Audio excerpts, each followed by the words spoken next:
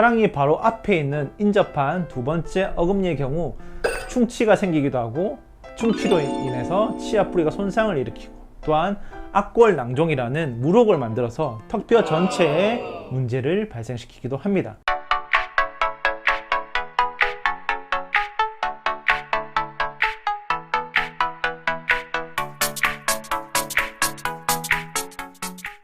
안녕하세요, 나이밍 덴티스트입니다.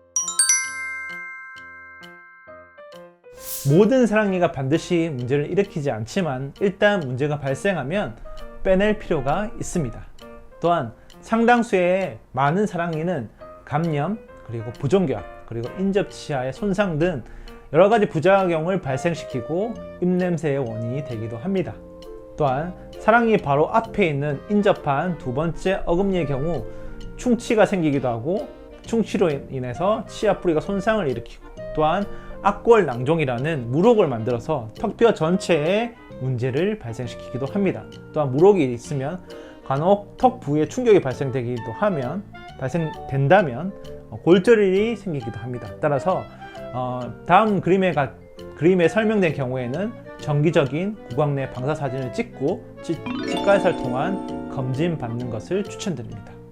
네, 다음은 매복된 사랑니의 발치, 적응증입니다. 이런 경우에는 발치를 해야 된다는 말입니다. 첫 번째, 치간 주위염, 치아 주변에 염증이 있는 경우, 칙성 낭종, 치아 뿌리 끝에 염증의 주머니가 있는 경우, 그리고 감염이 발생한 경우, 그리고 치아에서 유래된 병소가 있는 경우, 그리고 교정이 필요한 경우,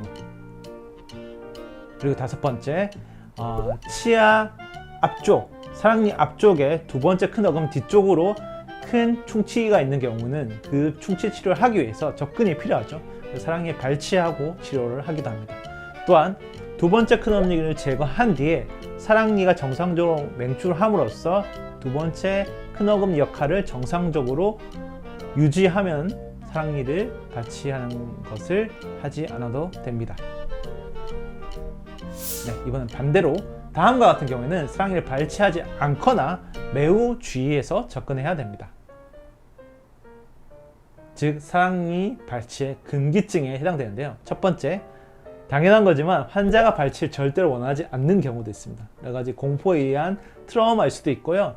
안 좋은 경험 때문에 거부하는 경우가 가끔 있습니다. 그리고 두 번째, 사랑니 발치로 인해서 주변에 있는 주요 회복적인 구조물들 손상이 예상되거나 혹은 많은 골삭제를 해야 되는 경우에는 사랑니 발치를 하지 않는 것을 추천드립니다.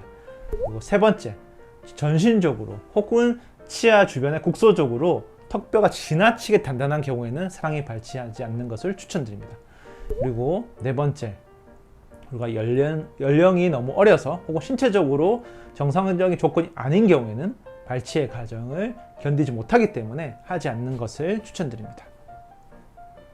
앞서 말씀드린 이런 원인들 외에도 허혈성 심장질환, 선천성 심장질환, 그리고 고혈압, 당뇨, 감기능 장애 등 여러 가지 전신질환이 있는 경우에는, 그리고 여성의 경우에는 월경, 임신 등 갑작스러운 전신적인 변화가 있을 때에는 담당 치과의사와 의논해서 사랑니 발치 여부를 결정해야 합니다.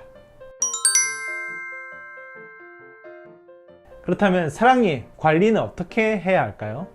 아직 사랑니가 있다면 치과의사를 통해서 정기적인 검진을 받는 것을 추천드립니다. 정기적으로 치과의사를 만나서 검진하는 것 외에도 아래와 같은 방법에 따라서 관리, 청소해 주는 것이 꼭 필요합니다.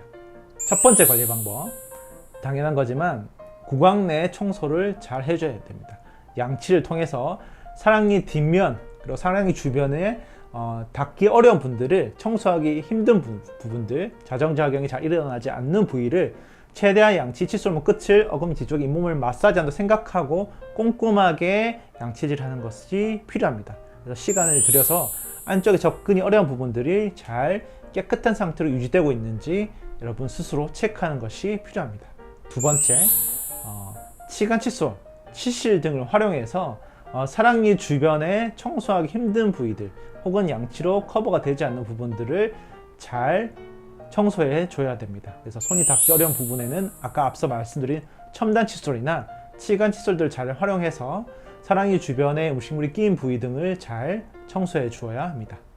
세 번째, 식염수 혹은 소금물 또는 구강청결제 등을 활용을 해서 구강 내를 칫솔로 한 후에 남아있는 입속 세균이나 음식물, 찌꺼기 등 액체 형태로 헹궈내서 최대한 치태가 쌓이지 않도록 구강 내의 관리를 신경 써 주시길 추천드립니다. 네, 오늘은 사랑니에 대해서 알아봤습니다. 제가 오늘 문답 형식으로 준비해 봤는데 조금이나마 우리 나이밍 덴티스트 가족분들에게 도움이 됐다면 주변에 널리 공유도 해주시고요. 저장해 주신다면 여러분들 도움이 될 거라고 생각합니다. 혹시나 또한 궁금한 점이 있다면 댓글에 남기시면 제가 최대한 시간 될 때 답변을 하도록 하겠습니다. 네, 지금까지 나이밍 덴티스트였습니다.